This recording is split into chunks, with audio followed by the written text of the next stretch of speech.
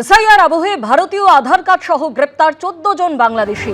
Jalpaiguri road স্টেশনে RPF এর হাতে গ্রেপ্তার কামাখ্যা আনন্দবিহার এক্সপ্রেস থেকে আটক বাংলাদেশের দল। জিজ্ঞাসাবাদের পর গ্রেপ্তার এক বাংলাদেশি দালাল সহ 14 জন। ধৃতদের মধ্যে 5 জন পুরুষ, 5 জন মহিলা ও 4 জন শিশু রয়েছে। ধৃতদের কাছ থেকে উদ্ধার হয়েছে জাল আধার কার্ড, মালয়েশিয়ার মুদ্রা। ধৃতদের জেরা করে আরও তথ্য জানার চেষ্টা চলছে।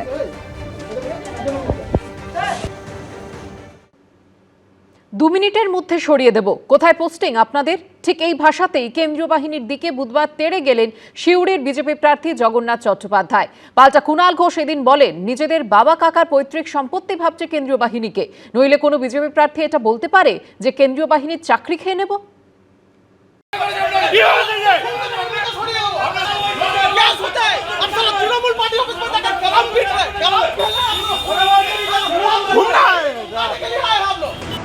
পুলিশ প্রশাসন এখন জাতীয় নির্বাচন কমিশনের অধীনস্থ। নজিরবিহীন কেন্দ্রীয় বাহিনী আসছে এবারের ভোটে। জেলায় জেলায় রুটমার্চ শুরু করে দিয়েছে কেন্দ্রীয় বাহিনী। এই পরিস্থিতিতে কখনো কেন্দ্রীয় বাহিনীকে আঙুল উঁচিয়ে শাসানি, কখনো পুলিশকে ঘিরে স্লোগান।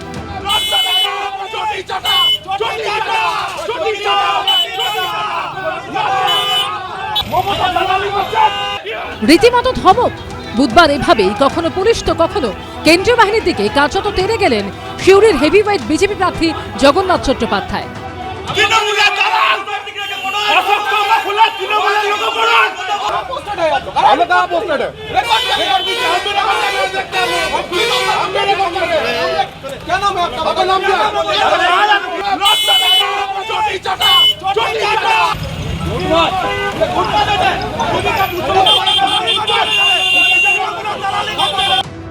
বিজেপির অভিযোগ, সিউড়ি থানার আইসির নির্দেশে 168 নম্বর বুথের বিজেপি সভাপতি উপেন দাস ও 171 নম্বর বুথের সভাপতি গোপাল দাসকে হুমকি দিয়েছেন পুলিশ ও কেন্দ্রীয় বাহিনীর জওয়ানরা। অভিযোগ পেয়ে বুধবার সিউড়ির রবীন্দ্রপল্লীতে রুটমার্চ করার সময় পুলিশ ও কেন্দ্রীয় বাহিনীকে ঘিরে ধরে বিক্ষোভ দেখাতে শুরু করেন বিজেপি প্রার্থী ও কর্মীরা। আমি এটা নিয়ে অবজারভারদের কাছে কমপ্লেন করেছি, পুলিশ অবজারভারকে কমপ্লেন করেছি, জেনারেল অবজারভারকে কমপ্লেন করেছি, থানায় কমপ্লেন করেছি। তৃণমূল যেটা পারছে না সেটা কি পুলিশ করছে? আমার বুথ সভাপতি ভোট করবে না? এই জিনিস এখানে চলবে না। নিজেদের বাবা কাকার পৈতৃক সম্পত্তি ভাবছে কেন্দ্রীয় বাহিনীকে, নইলে কোনো বিজেপি ক্যান্ডিডেট এটা বলতে পারে যে কেন্দ্রীয় বাহিনীর চাকরি খেয়ে নেবো? তুই কে কেন্দ্রীয় বাহিনীর চাকরি খাওয়ার? কে কেন্দ্রীয় বাহিনীর চাকরি খাওয়ার? তোদের উচিত আগে কেন্দ্রীয় বাহিনীর জুতো পালিশ করা। কেন্দ্রীয় বাহিনী ছাড়া নড়া ক্ষমতা নেই। ফোনে যোগাযোগ করা হলে এই বিষয়ে কোনো মন্তব্য করবেন না বলে জানিয়েছেন বীরভূমের পুলিশ সুপার। কিছুদিন আগে একটি ভিডিও ভাইরাল হয়। সেখানে দেখা যায় সিউড়িতে তৃণমূলের পার্টি অফিসে ক্যারাম খেলায় ব্যস্ত সিআরপিএফ জওয়ান। অভিযুক্ত 3 জওয়ানকে সাসপেন্ড করা হয়। এর আগে মুর্শিদাবাদের শামশেরগঞ্জে ইফতারে অংশ নেওয়ার অভিযোগ উঠেছিল 7 জন কেন্দ্রীয় বাহিনীর জওয়ানের বিরুদ্ধে। সেই 7 জওয়ানকে ইতিমধ্যেই অন্য রাজ্যে পাঠিয়ে দিয়েছে নির্বাচন কমিশন। ভাস্কর মুখোপাধ্যায় ও অনির্বাণ বিশ্বাসের রিপোর্ট, এবিপি আনন্দ। নিষ্পত্তি হয়ে যাবে বলে সুপ্রিম কোর্টে জানিয়েছেন কলকাতা হাইকোর্টের প্রধান বিচারপতি। তবে আজ থেকে জোকায় শুরু হচ্ছে না ট্রাইব্যুনালের কাজ। সূত্রের খবর, বিচারপতিদের একাংশের বক্তব্য, ট্রাইব্যুনাল চালাতে প্রয়োজনীয় লোকবল বা পরিকাঠামো মেলেনি।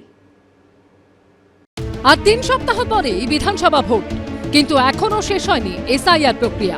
এই প্রেক্ষিতেই বুধবার এসআইআর মামলার শুনানি হলো সুপ্রিম কোর্টে।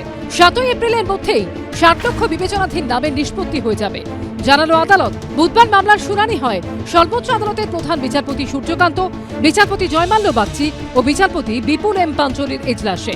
শুরুতেই প্রধান বিচারপতি জানান, কলকাতা হাইকোর্টের প্রধান বিচারপতি জানিয়েছেন 7 এপ্রিলের মধ্যেই 60 লক্ষ নামের নিষ্পত্তি হয়ে যাবে।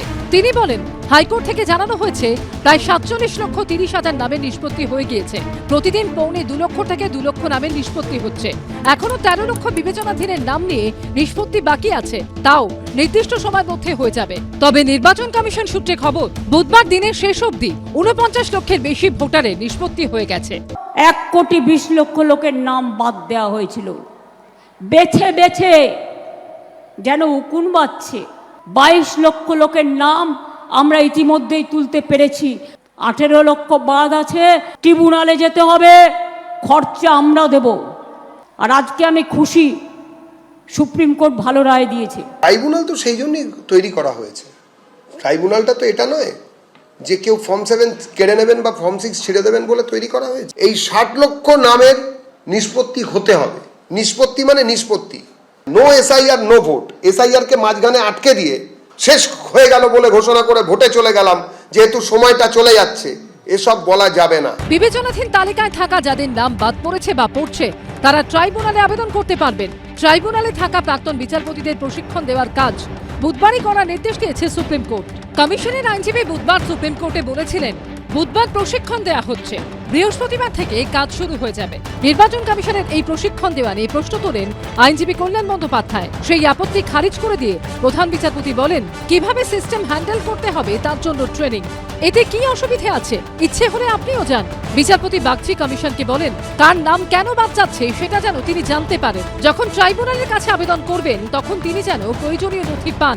অনেক সময় হয়েছে তো যে ডকুমেন্টগুলো দিয়েছে ওরা রসিদ দেয়নি, তো ডকুমেন্ট যে যা দেবে সেই ডকুমেন্টের অথেন্টিসিটি চেক আপ করে ট্রাইব্যুনাল ডিসাইড করবে তাদের ওন মেরিটে। এটা ট্রাইব্যুনাল ডিসাইড করবে এবং ট্রাইব্যুনাল যেটা ডিসাইড করবে সেটা ফাইনাল। যদিও নির্বাচন কমিশন সূত্রে খবর, বৃহস্পতিবার থেকে শুরু হচ্ছে না ট্রাইব্যুনাল। এই দিন এই নিয়ে কমিশনের সঙ্গে বৈঠকে বসেন অবসরপ্রাপ্ত বিচারপতিরা।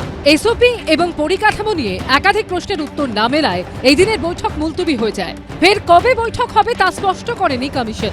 সূত্রের খবর, কয়েকজন অবসরপ্রাপ্ত বিচারপতি ট্রাইব্যুনাল থেকে সরে আসতে চেয়েছেন। বিচারপতিদের একাংশের বক্তব্য, এত বড় ট্রাইব্যুনাল চালাতে যত লোকবল বা পরিকাঠামো দরকার তার প্রায় কিছুই তৈরি হয়নি। কমিশনের তরফে এখনো গোটা বিষয় সম্পর্কে স্পষ্ট ব্রিফ করা হয়নি। সূত্রের খবর, বুধবারের বৈঠকে অবসরপ্রাপ্ত বিচারপতিদের একাংশ প্রশ্ন তোলেন, শুধুমাত্র একটা পোর্টাল দিয়ে কি গোটা প্রক্রিয়া সম্পূর্ণ করা সম্ভব? বিএলও নথি নেয়নি এমন অভিযোগ পেলে কি করতে হবে? কমিশন প্রশ্নের উত্তর না দিতে পারলে ট্রাইব্যুনালে কাজ করব না, সাফ জানান এক অবসরপ্রাপ্ত মহিলা বিচারপতি।